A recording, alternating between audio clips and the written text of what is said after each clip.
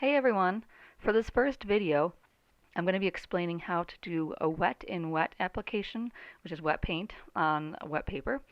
It's also called a wash. And I'm going to add some sea salt at the end so that you can see how this process works in this video.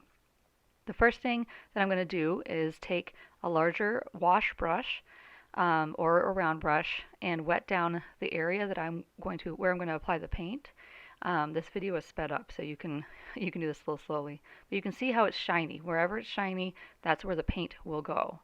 And then I have my premixed color here that I'm adding in using a round brush. And if I lift up my paper, you can see that it will spread the paint around a little bit. It's called a bleed, but that sounds a little macabre, so I like to call it a blend or a spread of paint. And I mixed my orange and then put those two different colors in there as well to kind of let it blend together to give it a little bit more interest.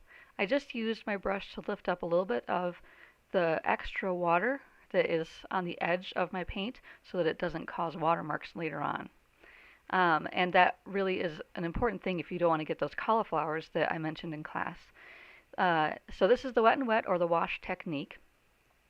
And you can do this for skies. You can do this as the first layer in a landscape or a building or trees or different things like that. But this is a good first step to make.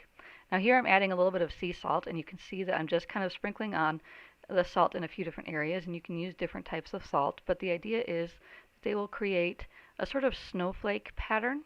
As it dries, it's going to pull the paint towards the salt, and then that is going to give you a really nice effect later on. So here it is after it's dry, and you want it to be fully dry before you remove the salt.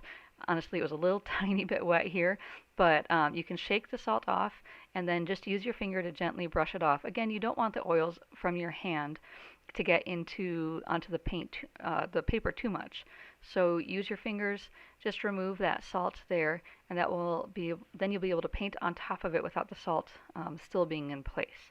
It's a very easy, nice first step for a background, something that you can do in any painting as you get going.